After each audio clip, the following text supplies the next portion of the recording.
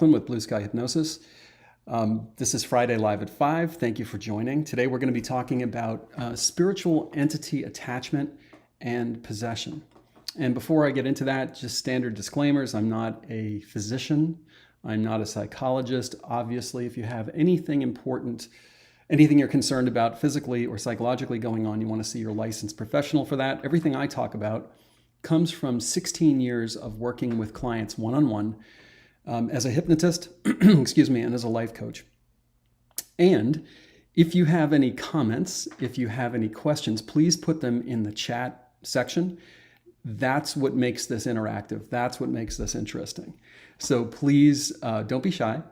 Feel free to be bold and to put whatever you think is relevant in there, whether it seems like a silly question or a really great question. I think all questions are really good. It definitely leads me in paths that I wouldn't have gone to on my own if I were just doing a monologue. And it makes this way more interesting than if, as I say, I were just talking to myself. Also, if you have suggestions for future lives, please put those in the comments section, or even better, send them to my email, which is peter@blueskyhypnosis.com. Without further ado, I guess we'll start by defining what are spiritual attachments. What is that versus what is a possession? I think most people, because of popular culture, because of movies and so on, are familiar with the concept of possession. And possession really implies something that we would call evil or perhaps demonic. This is not something that I run into very often. And in fact, for a long time, well, it actually started out that for a long time, I didn't want to deal with, and I'll talk about what it is in a minute, spiritual entity attachments. Then it started coming up so often that I just became comfortable with it, and it was something that I did more and more of. And it continues to be a big part of my practice. At that point, I was certainly not wanting to deal with anything that pertained to a possession situation. But that recently has started to come up, and fortunately, we've been able to successfully deal with those things. So a spiritual entity attachment, the best way for me to describe that is to say to you, and I guess I probably say this a lot, that there's two parts of us. And this works on a variety of different levels. So for example, conscious mind versus subconscious mind. Also, physical body versus your energetic being. So some might call that an etheric body. There's also terms like soul or spirit. So when a person is born, when they're incarnated, a spirit or a soul attaches itself to a physical body that becomes a human being. When the physical body expires, when it dies, that spiritual component of the body can't die. It's eternal. And so that spiritual component is supposed to lift off the body and go to the place that we would probably call, in a Christian setting, heaven. But others might call, like the Vikings would have called it Valhalla. Others would call it Eden or the afterlife or the life between lives. There's a million names for this period, this place, if you will, of existence between when you die in one lifetime and when you're born into the next one. Well, because we live in a free will universe, this energetic entity, if you will, has the ability to attach itself to a person who's still in a physical body. That becomes what I would then call a spiritual attachment. This brings along quite a few problems with it, because the energetic entity is bringing with it all kinds of things. It's bringing with it its fears, its frustrations, its anger, its own way of thinking about things. And one of the ways I describe a spiritual entity attachment is an energetic parasite. Now, you can have a physical parasite, like in your gastrointestinal system, and you can still live, you can still sort of function. I mean, you might be craving food that you wouldn't normally crave, like sugar and so on. You might have a loss of energy. You might have disrupted GI functions. But a lot of times, people wouldn't even know that they had a parasite. That's what I understand from when you talk to naturopaths and so forth. And in the same way, you could have a spiritual energetic entity attached to you. You might have thoughts that don't feel like they are your own. It might feel like you're behaving in ways that don't really seem like you. It could be that you're in a kind of persistent bad mood, and it all started at a certain point. It has become something that when I work with my one-on-one clients, and by the way, I do these sessions via Zoom, so I work with people all over the world, if you're interested, that it's something that I just help them scan for immediately because it is so common. Far less common, thank God, are the possession situations with, again, that we would consider evil or perhaps even demonic. And I think I'm getting to the point where I feel, I don't know if I would call myself an expert, but maybe compared to the average person, I am on the spiritual entity attachments and feel really comfortable removing those. I have far less experience, to be honest, with the possession situations. I have helped people remove evil or demonic entities, and I guess I'm feeling a little bit more comfortable. But if you were to compare them, it would be on the spiritual entity attachments. It's way up here, and on the possessions, it's much lower. But I have done a handful of them, especially recently, and I'm feeling more and more. I don't know if at ease or comfortable, if you can ever feel that way with that sort of thing. But anyway, that's what those two things are. And before I go further into some of the bullet points that I had listed on the promo, I want to see who's here and maybe if there are questions. All right. So Sarah W., hello and happy Friday to you too. Okay, so Joe Ellen asks a really great question, which is, how do you know if you have an attachment? It's an awesome question. So the first part is what I mentioned before, which is a suspicion, right? So, when you have certain kinds of symptoms, you might go to the doctor, you might go to the psychologist, you might go to the auto mechanic if your car is having certain symptoms. And then they are going to do some kind of diagnostic test to determine what perhaps could be causing those symptoms. So to answer your question, the first thing that I would recommend is to use a pendulum. That is this very simple tool right here. And it doesn't even have to be something as fancy as what I have. It can be a piece of string or a piece of dental floss tied to something heavy like a ring or a washer or a nut. And I have a video on my YouTube channel. Subscribe if you haven't. It's BlueSky Hypnosis on YouTube. And I have a video. You can search on my channel. There's a little magnifying glass, and you can search on that once you pull up my channel for pendulum. And that video will teach you how to use a pendulum, and it's telling you what's going on in your subconscious mind. So that's my primary tool. That's what I use when I'm working one-on-one with people, and that's what I would recommend that you use as well.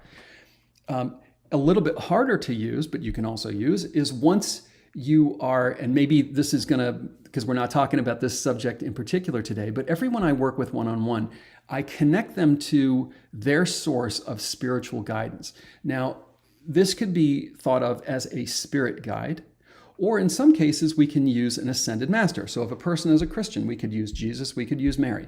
If a person was, of a different religion, like Buddhism, we could use Buddha.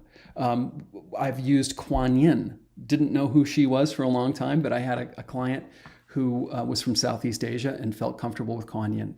So you can connect to your spiritual guidance, and you can actually ask them in your consciousness, do I have any spiritual entities attached to me? And that spirit guide will tell you yes or no. And then you can ask, how many do I have? And they'll give you a number, or they'll hold up a number of fingers to indicate how many entities you have attached to them. That is more effective for people who are already probably in contact with their spirit guide. They already meet with their spirit guide. Maybe you're working with me, and that's how we're doing it. But I think the fastest and the most straightforward way, the way that I use with 95% of my clients, is to use that pendulum. If you get a hit, yes, that you have entity attachments, now you want to know how many you have. And then move from there. Okay, great question. Let's see who else is here and what other questions we have. Kristen Hubbard says, happy Friday. Happy Friday to you too.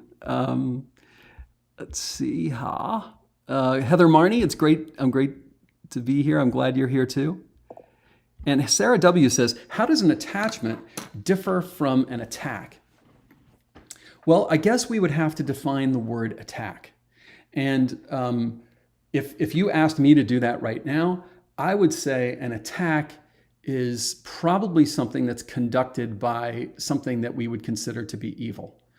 That it's trying to purposely hold you down in some way. And an entity might just be sort of hanging out. Like if you had, I don't know, a 3-bedroom house, the entity is living in the back bedroom, and maybe it's not loud, it doesn't make a lot of noise, maybe shows up in the kitchen every so often and, takes your butter's gone. I'm not saying the physical butter is gone. I'm just using this as a metaphor. That the way you would notice this in a deleterious way would be, again, thoughts that didn't really feel like they were your own, a mood that doesn't feel really good. But I don't think that these spiritual entities are doing this on purpose. They're just bringing this energy along with them as if they were living in your house, bringing that same energy, this kind of heavier, darker, depressive kind of energy. So I don't think that they purposely attack you, although the net effect of having them attached to you can be considered to be negative. It would be, and this is just my opinion, right? So take everything I say with a grain of salt. The attack I would construe as coming from something evil or demonic that wants to keep you suppressed. Why would it want to do that? Well, I think every one of us brings with us into this incarnation some kind of gift. And we are supposed to, or we choose before we're born, to use this gift in service of humanity. Now, it could be anything. You could be a really good plumber. You could be a great psychologist. You could be an inventor. You could be somebody who writes children's books. You could be a really great mom, a really great dad, a really great friend. It almost doesn't matter, but it would be something that you would have, some ability that you would have that you could bring into the service of humanity. And my belief is that an evil or demonic entity, its role is to kind of suppress you and that ability so that you're not able to bring this light to the planet. This would be under the heading of a kind of spiritual war concept. So hopefully hopefully I answered your question. If I didn't, please ask me to flesh out the parts that didn't make sense. All right, thanks for asking it. Great question, by the way. So Jo Ellen says, what if it's someone you want to hang around, like my passed on hubby? That's another great question. So glad you're here. So people believe, like you do, that it's almost like either this person, like your departed husband, is kind of attached to you full time, or they're just gone. Kind of like on the physical plane, either someone is living in your house or in your town with you, or they're a continent away. And it's really not like that in my experience. The attachment is generally over something that we would consider negative. In other words, 9 times out of 10, the entity, or 9.5 times out of 10, the entity doesn't want to go to the light because it's afraid of the light. It thinks that because of something that they did or failed to do, that they're going to go to hell, for example. And so they're afraid to go to the next step. Or they're an atheist and they think everything is just nothingness, and here they are, and they've got this conscious awareness, and they're like, what the hell is happening? And they're afraid to move. They're afraid to go to the next thing because at least they understand this realm. They understand this physical realm, and so they don't want to leave. And so it's almost like a person clinging to a buoy in the middle of the ocean, and they're not going to let go of that buoy because it feels to them like if they do that, they're going to drown. It also can be that the entity is holding on because it's so attached to you, but in a negative sense. It feels like you're not going to make it. You're not going to be okay. And the healthier option is to allow for this separation, this spiritual separation, for this person to no longer be afraid, and to allow them to go home, because now that's their home. Their home isn't this planet anymore. To allow them to go home, to be greeted by people who love them in their lifetime, who have already passed on, to be with, in the higher realms, if you will, but then to be able to connect with them anytime you choose. So it's not like they can only be one place or the other. When they're in this higher realm, they can also be with you when you call them into your consciousness. So every night before you go to sleep, you could bring him into your consciousness. You could have a conversation with him at lunchtime. You could have him around. But the idea is to have him around, not fearing for where he is supposed to go next, and to have him around without worrying about you. Does that make sense? Hopefully it does. But great question, by the way. Thank you very much. All right. Waffle Queen is here. Hello, Waffle Queen. And Jacques, hello to you. Here is Flying Frank says, negative entity attachments are only after one thing, your energy. So I would totally agree with you, I think, based on this point, which is, and it ties in with one of the bullet points that I had down on my promo, and that is, what makes a person vulnerable to an entity attachment? And the answer is energy. So everything in life is vibrating at a particular frequency. A high frequency, the sun is the highest frequency that we know of, and a low frequency. So food vibrates at a particular frequency. We talked about this last week. And that's high and low depending on the kind of food. And music vibrates at a frequency. Movies do, words do, people do. Everything vibrates at a particular frequency from very low to very high. Now, a spiritual entity that's not going to go to the light is by definition vibrating at a low frequency. When you are a harmonic frequency match, in other words, a low frequency match, you become vulnerable to an attachment. So if you have sort of a persistent state of depression, you now have an opening, like leaving your front door open and going on vacation. Doesn't mean an entity is going to attach to you, but it can.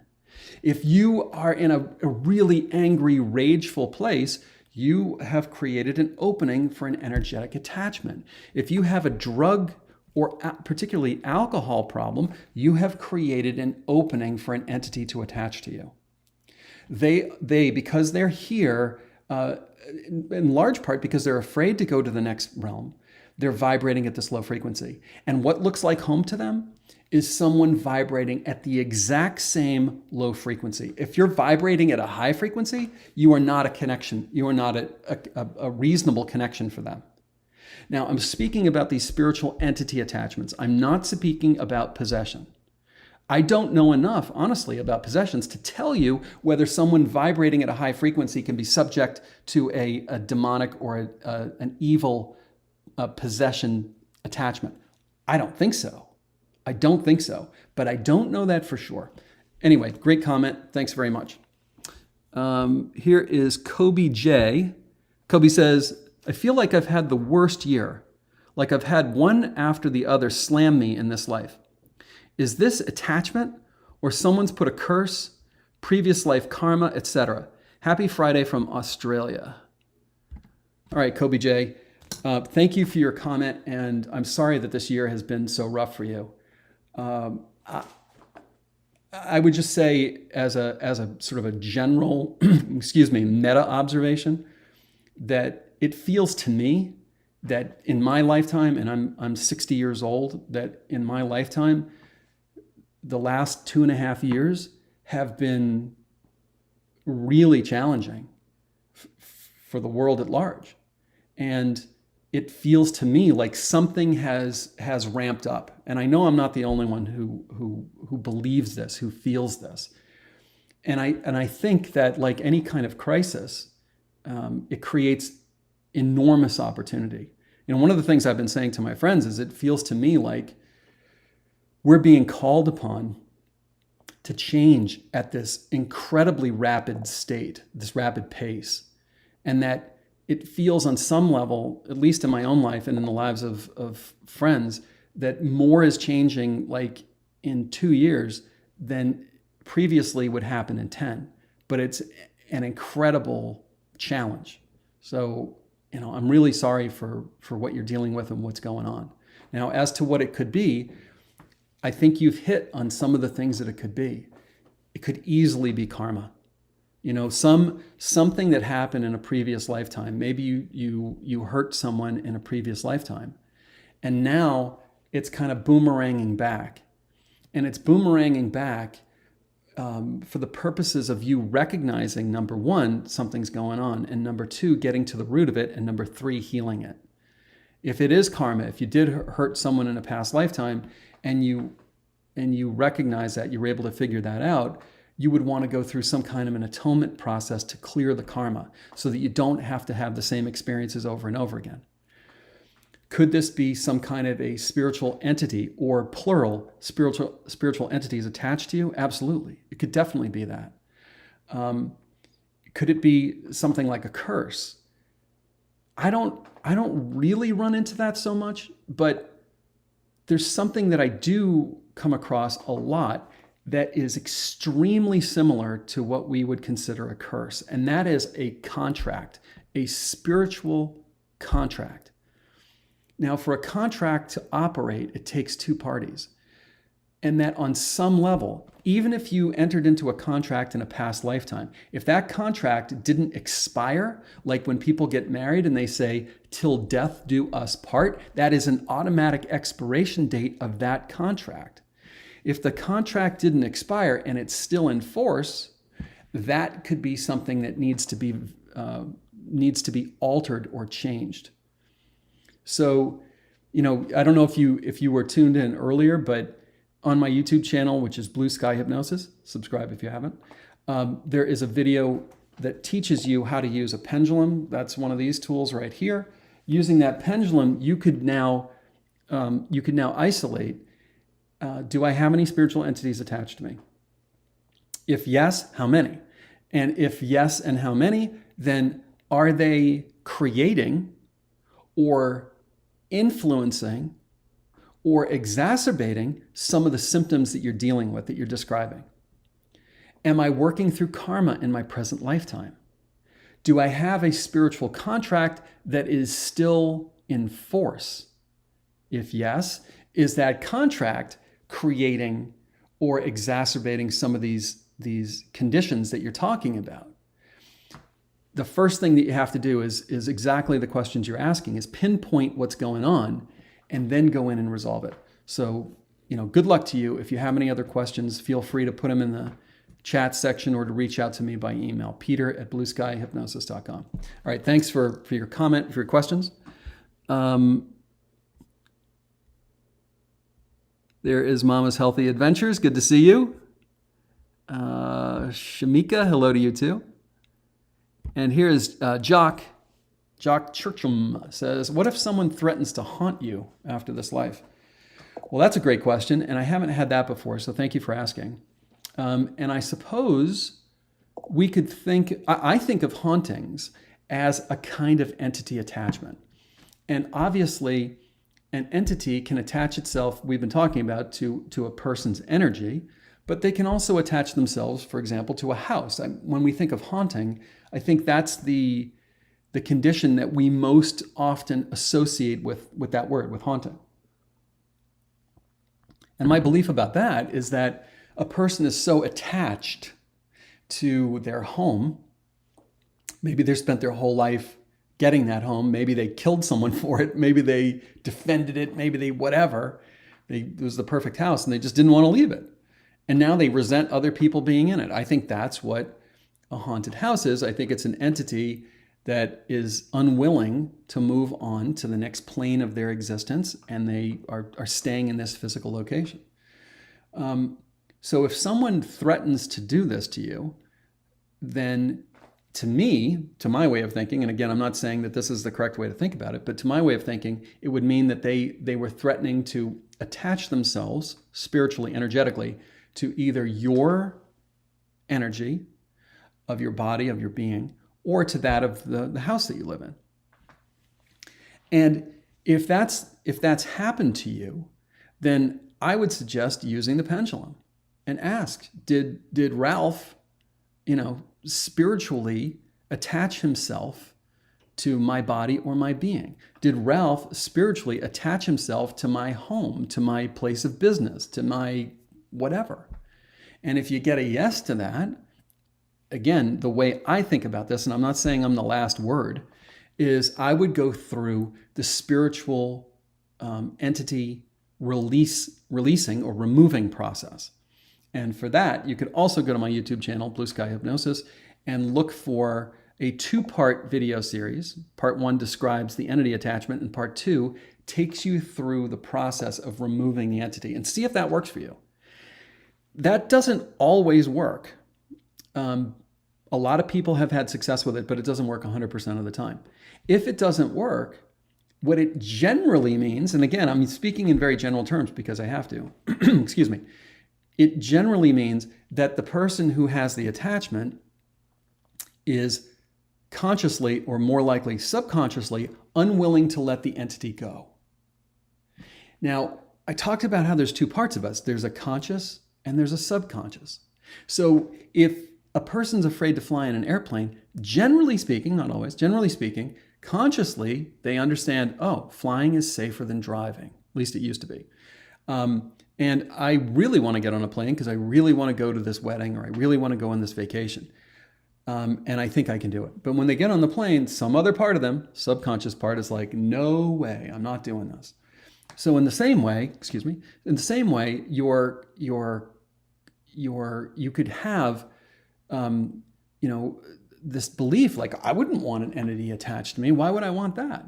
But subconsciously, there's part of you that is holding on because it has its own reasons. So even if, again, you say, no, that's impossible, it's still worthwhile to check with the pendulum and just figure out what's going on, because you may surprise yourself. All righty. Here's Tina. Tina Ellen says, please send healing energy my way. I have a rare disease, HEDS. Have shoulder impingement and can't do anything but exactly that. Very frustrated and depressed. Well, I'm really sorry about that, Tina. We have some really great people that tune into this broadcast, and I'm sure that they would be willing to send healing energy your way. If you're able to use a pendulum, if you have the interest and the desire, if I were working with you, I would want to know, and maybe you could do this for yourself, I would want to know, okay, what's at the root of all this? What's going on here? Is there a psychological component? Is there a spiritual component? Is there an emotional component? Are any of these things that you're dealing with based on a past trauma?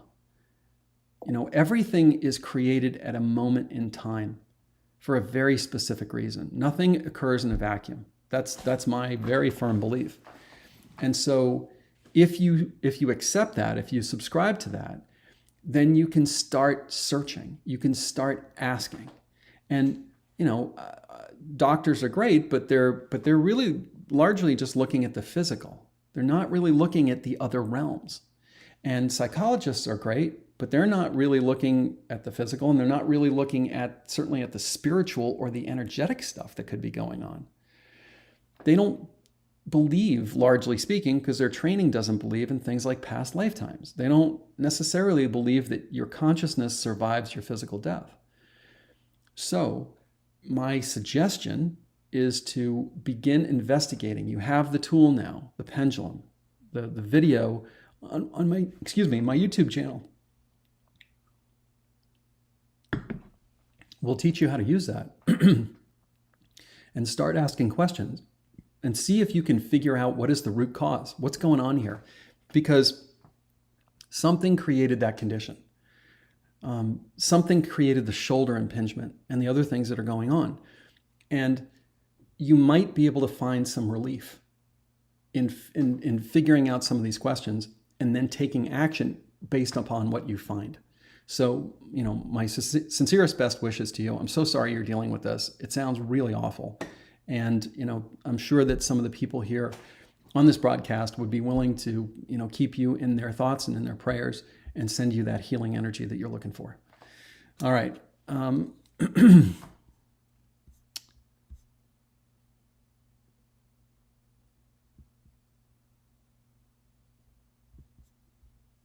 Here's Anna S. Good to see you too, Anna. Sarah is referring to that metaphor I used about the butter. And Kristen Hubbard says, do I meditate to feel my spirit guide? Yeah, I mean, so there's something called, well, the acronym is VAK. It stands for visual, auditory, and kinesthetic. And on a physical sense, all of us are, generally speaking, we have a lead representational system, either visual, auditory, or kinesthetic. Kinesthetic means touch, feel.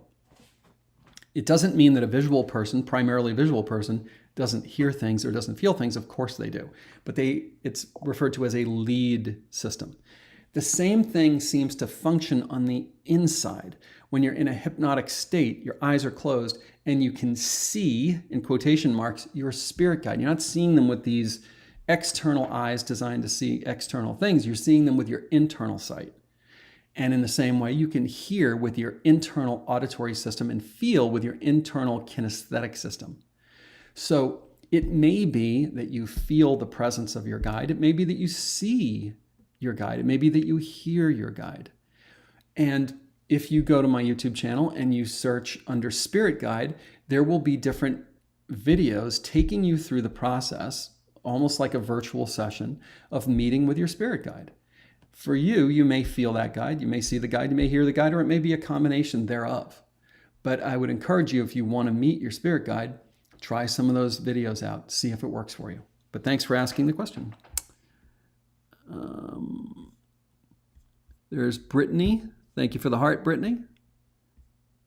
And Tina says, because she has a disability, does that make me vulnerable to a dark spirit? No, the disability itself would not make you vulnerable. But if the disability, understandably, puts you into a sad or depressive state, for example, and your vibration was getting lower and lower and lower, then that could make you vulnerable to a spiritual entity attaching itself to you. Hopefully that makes sense. Here's Waffle Queen. She says, do you think that the entity's ailments, physical issues, affect you in a negative way? That is a really, really great question. I would not rule that out. I would not rule that out. So if the entity was, say, shot in the back in their lifetime and then they attach to you, could that wound actually transmit to you? I think that's possible. I do think that that's possible. I haven't run into that too many times, but I do think that that's a possibility. More likely that their emotional state would transfer to you. But great question. Love it. Yeah, Rio7 is just saying, Tina, I don't think that a physical disability makes you more vulnerable. So Rio7 and I are right on track with each other there. Yeah, and Flying Frank is I think saying, yeah, the same thing I did. The entity is generally attached when your frequency is low, and different things bring your frequency low. So let's just go over the different ways that you can be vulnerable to an entity attaching to you. So one of them is being in an emotionally low state for an extended period of time. So if you leave your front door open when you go on vacation, the longer you're on vacation, the more likely it is that a person's going to wander in, or a wild animal's going to come in, or something probably not great's going to happen. But if you just go away for an hour or two, is it going to be horrible? No, probably not, especially depending on the neighborhood that you live in. The other way you can have an entity attached to you, and the most common way I would suggest, is alcohol. So, as I mentioned before, alcohol has several different names in English. One of them is alcohol, one of them is booze, one of them is liquor, and the other one is spirits. I don't think calling them spirits is a mistake or a coincidence or anything like that. I think they're called spirits for a reason. And that the idea is that when you drink enough alcohol and you black out, or you get, falling down drunk, for example, or you drink all the time, and not just like, a half glass of wine here and there, or a glass or two of wine here and there, but you're drinking all the time, that your own spirit, your own soul becomes disgusted by this environment and it leaves. And that creates the effect of opening the door. Plus, it brings your vibratory level way down low.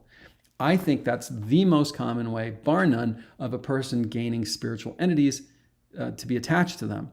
And honestly, it's a rare person that I run into, extremely rare, who has had a period of drinking, for an extended period of time. I'm talking about 6 months, a year, 2 years, 5 years, whatever, that didn't have entities, plural, attached to them. And the same goes for drug habits.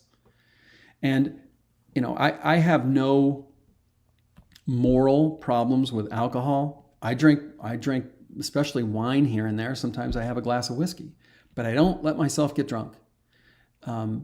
And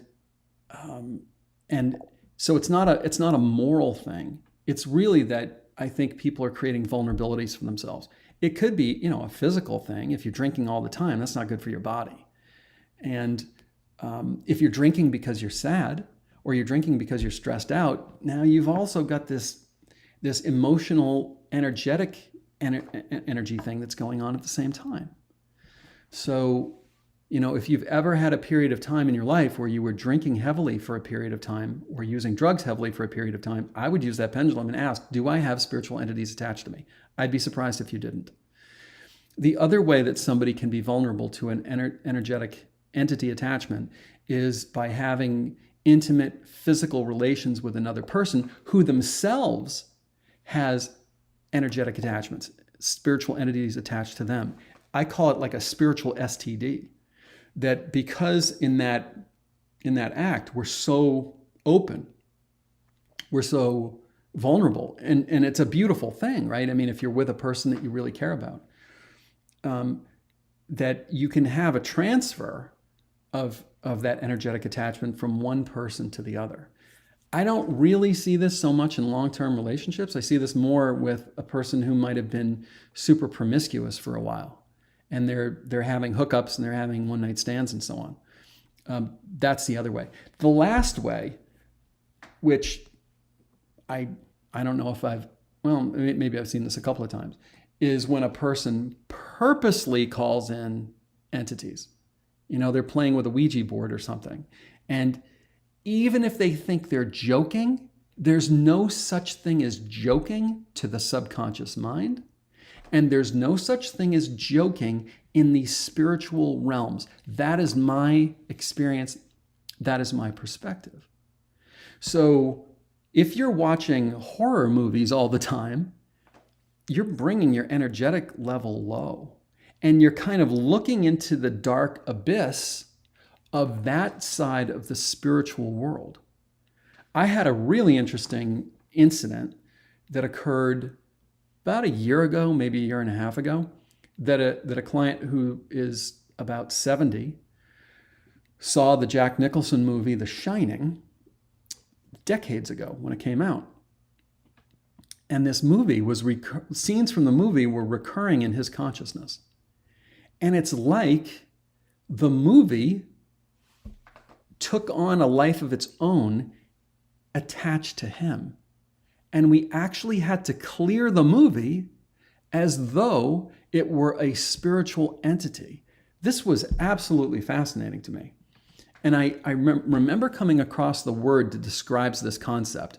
Like you can energetically give life to something that almost becomes a life form of its own. And it's got this really specific word. If anybody runs across this, or if you know what this is, please send it to me, peter@blueskyhypnosis.com, because it's a really important word. And I had it in my mind. I was talking about it for a while, and then it just kind of flew out. And I haven't been able to figure out or find out what that word is. But there's a word that describes, again, that ability to kind of give birth energetically to an idea, a concept, an image, what have you. And it almost like lives inside of you as a spiritual entity attachment.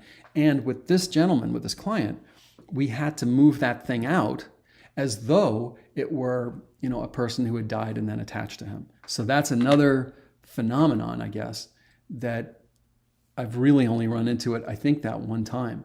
But it's probably worth keeping that in mind. Like there's an old saying, which is, do not look too long into the abyss, because the abyss is looking back into you. That we know this, when you watch something, when you're watching a movie, it's influencing you. You know, you come away from a depressing, sad movie a little depressed and sad. You come away from a horror movie kind of a little freaked out. That's the whole point of them, isn't it? You come away from an inspirational movie feeling inspired. And it's the same with music. And it's the same with the photographs and the paintings you have on the walls of your house. So it's worth keeping in mind, what am I consuming through my eyes and my ears, and how is that affecting me in terms of my energetic vibration, either going high to happiness, love, forgiveness, and compassion, and grace, or taking me in the other direction. So great comments. Let's see here. What time we got? Okay, we got about 20 more minutes. Here is Brittany. Brittany Sturgill says, can you do hypnosis on someone to help unlock their spiritual abilities and their spiritual memories? Absolutely, 100%. We can figure out, for example, what your spirit name is. So my name is Peter. My parents gave me that name 60 years ago. That's on my birth certificate. That's on my mortgage. That's what I walk around with in this lifetime. But that's not my permanent spiritual name. I have a permanent spiritual name that has been my name since the beginning of my creation, however long that's been. It will always be my name. And that I take on these different names in these different incarnations, kind of like an actor. When I was an actor, my permanent name was Peter McLaughlin. But when I was in different roles, it was all these different names and these different characters. And it's kind of the same in a spiritual sense. So yes, we can figure out what your spiritual name is. We can figure out what your purpose is for this lifetime, who your spirit guide is. Are you carrying karma around with you? We can visit the Akashic record. We can go into past lifetimes you've led. We can go to lifetimes where you had a really powerful ability. It could be playing the piano to help you re-access that. We can figure out if you have certain gifts or a gift for this lifetime, what that gift is. Has that gift been suppressed? Have you suppressed that gift? So yes, all of these things are absolutely possible, and they're a key component of the kind of work that I do. So Einstein said you can't solve a problem at the level at which it was created. You must go up a level. And so in a sense, I would say that I do spiritual hypnosis or spiritual coaching.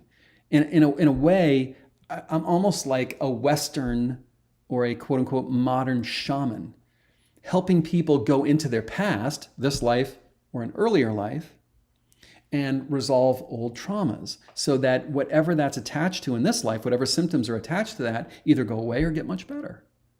And at the same time, we can go into the spiritual realms if we need to, and create resolution in those spiritual realms. So with every client, we're working through their spirit guide, for example. So we're working on that spiritual level. So great question, and the answer is yes.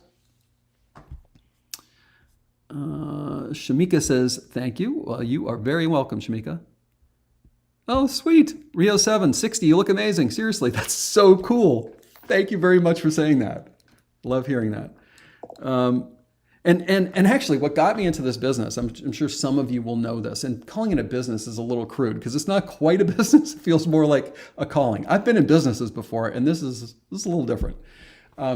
What got me into this was a twin diagnosis in 2003 of Lyme disease and leukemia on the same day. So this has been a really, really quite a journey. And one of the things that this did for me is that, I was told in 2003 that maybe I would live, because of the leukemia, maybe I would live for 10 years. And so I was really scared for the first couple of years, thinking I was going to make it. My kids were little at the time. And it has helped me look at aging in a different way. It has helped me look at aging and each birthday more as a gift and less as, oh my God, how could I be that old?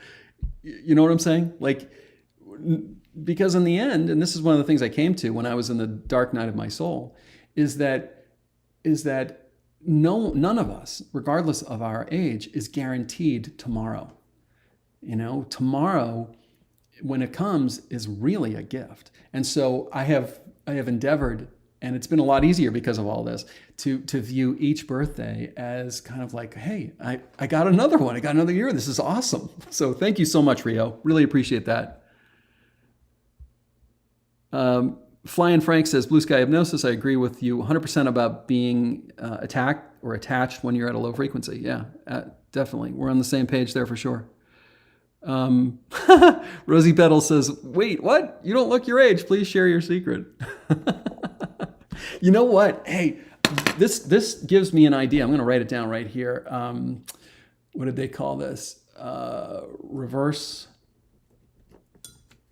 aging.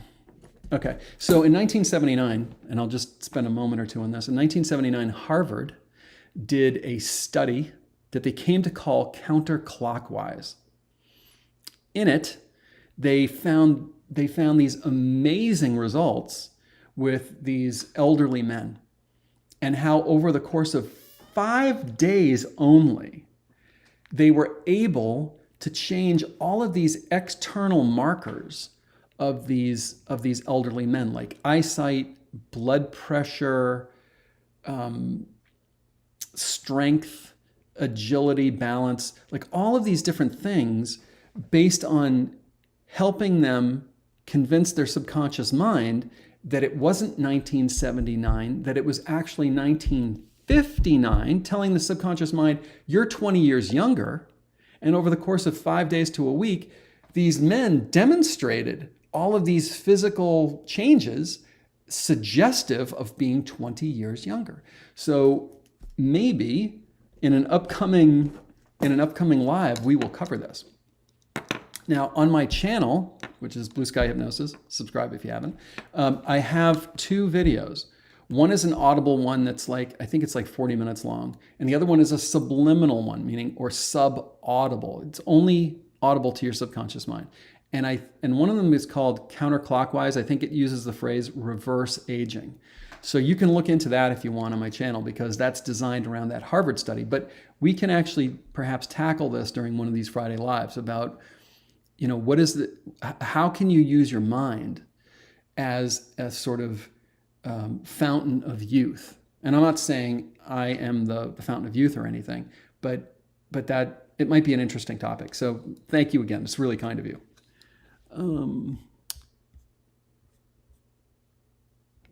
Mama's Healthy Adventures. Do you think children can have spiritual attachments? Yes, I do. I think that is possible. Now, people will ask me often, do I work with children? My answer is I only worked with my own children, because this work can be a little scary. You can go into past lifetimes where maybe there was a trauma, and that trauma is the root cause of what you're dealing with in your present life. I think children can handle this, but I never wanted to work so much with other people's children unless they were older, like 16, 17, 15 maybe, depending on what we were working on. But you can work through a parent, generally the mother, on behalf of the child. And you can remove spiritual entities in that manner.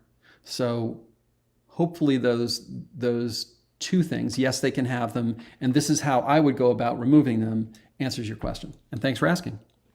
Good to see you here too. Here is Teresa Schroeder.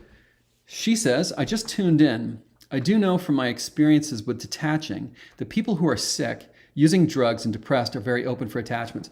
100%, Teresa. And yeah, we have definitely talked about that in this broadcast, about how if you think about it just as the energetic frequency at which you're vibrating, are you vibrating at the frequency of depression, anger, resentment, hopelessness, futility, or are you vibrating at the much higher frequency of love, compassion, grace, forgiveness, kindness, and so on? If you're vibrating at that high frequency, entities are not going to attach to you because they are themselves vibrating at a low frequency, and they need to be a harmonic match. This is a concept I find very interesting, by the way, is when something crappy happens in your life, The concept that I believe in is that you are an energetic match for that crappy thing. And that in a way, it's calling upon you to figure out why. Why am I an energetic match for this thing that I don't want? Right? What do I need to do to no longer be a match for that so I don't have to have that experience again? This, I think, is a really important and powerful, empowering concept to heal your life, to see pain, to recognize pain as, hey, something down there isn't quite right, and I need to fix that.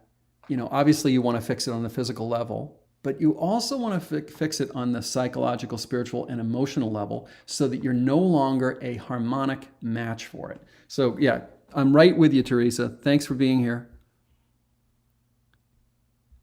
Kobe J says, thank you so much. You are welcome. Kristen Hubbard says, sometimes I feel like I'm cursed. I don't know why though.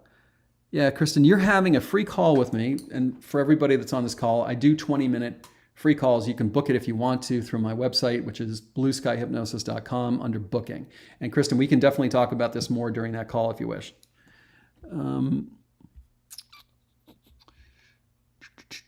Brittany was wondering the same thing as Mama's Healthy Adventures with kids having attachments. So hopefully answered that question for you too. Rio7 says to Kristen, Peter has videos for removing wealth blocks. Maybe this type of video will help. Yeah, absolutely. Jacques says, thanks, Peter. Resentment seems to be the driver as the person is living. Okay, so here's something that might be of use for you. That you clearly have some kind of conflict going on with this person. And you probably, my guess, you probably don't for sure know the origin of this conflict. In other words, something could have happened earlier in this life, like you could have had an argument over money. That could be the origin of the conflict.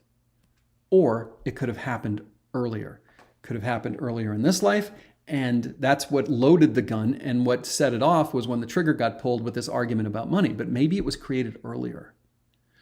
Or it could have been created in a past lifetime. In other words, you may be in a karmic relationship with this person. Now, getting to the root of what this relationship issue really is about could afford you the opportunity to heal it without their physical participation. In other words, in your consciousness, you invite the person's spirit to come. You're in the presence of your spirit guide as well. You don't freelance this.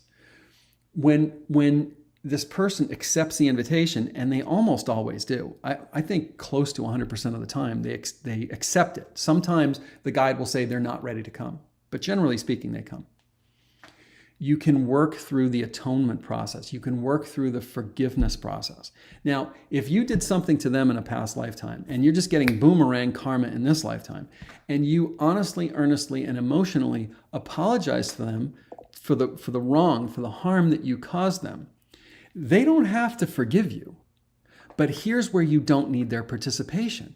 As long as you earnestly, honestly, and emotionally apologize, you recognize the damage that you caused, and you are remorseful for this, you are now clean in terms of karma, even if they still don't forgive you.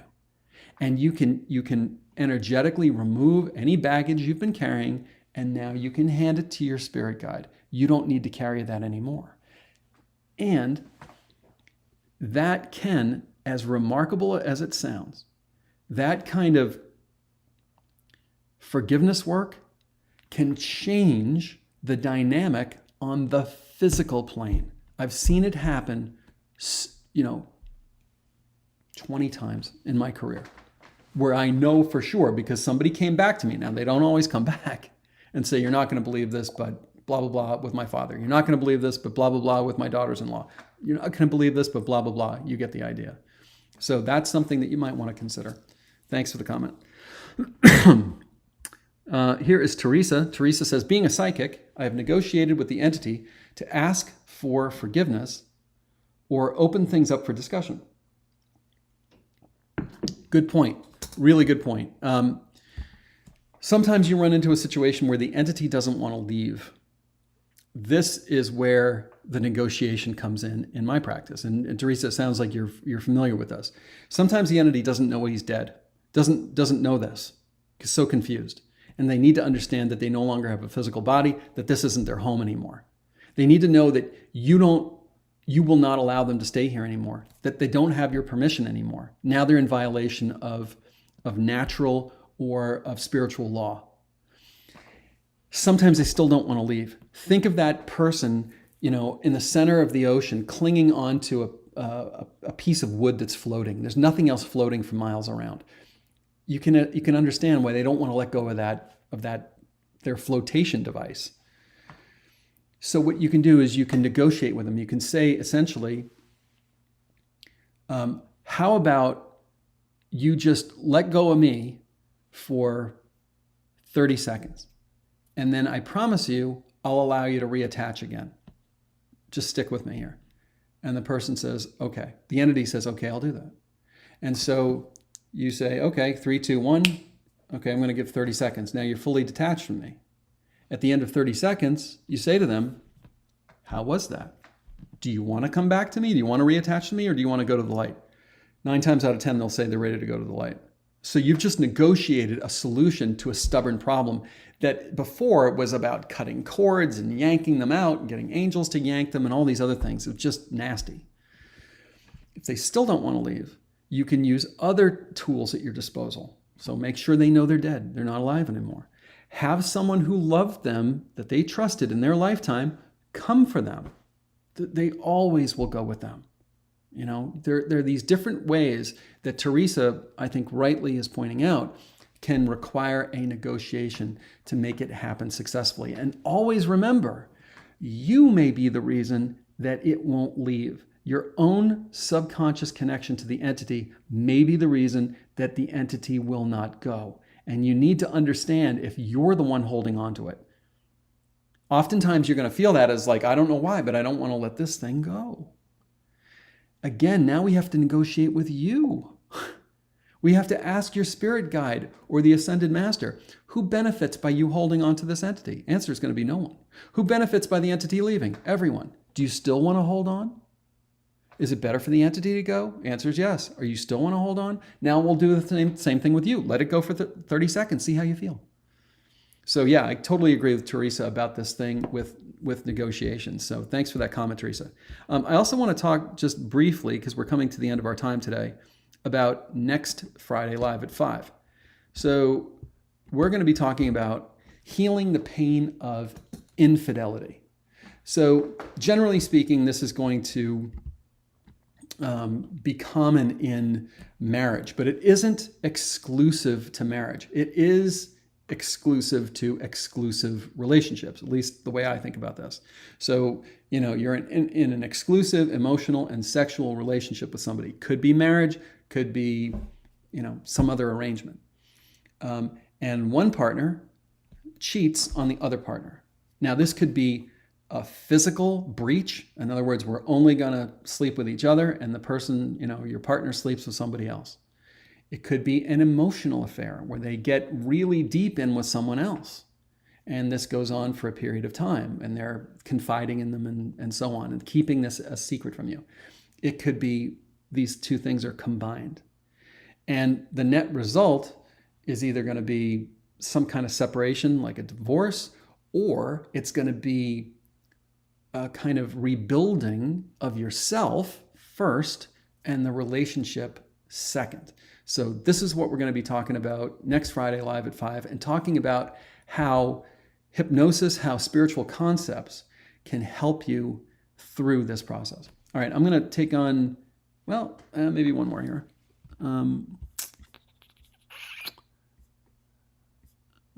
Just scrolling down here. Here is Linda Angeles, or Angeles. Thank you for this valuable information. Can I ask a pendulum on behalf of another person whether they have attachments, cause of illness, karma, etc.? The answer to that question, and let's see, let's close that out. The answer to that question is yes, you can. Just keep in mind, it's coming through a third person, you, coming through your filter. So I've always felt like that wasn't as accurate as coming through the person themselves. But if it's a child, if it's someone you're no longer in contact with, if it has other characteristics that make it unwieldy or impossible for the person themselves to use a pendulum, then I would, in fact, use a pendulum in that case. And then maybe go in and talk to my guides about it and see if that's true. But the answer to your question is yes. Yes, you can do that. So I want to thank everybody, you wonderful Live at Fivers, for tuning in today. And I hope you'll consider coming back next Friday live at 5 for Healing the Pain of Infidelity. Thank you all so much for the questions that you asked and for the comments that you made, for supporting each other. If you want to get in touch with me, my email address is peter@blueskyhypnosis.com. And until next Friday, we'll see you then. Have a wonderful weekend. Bye.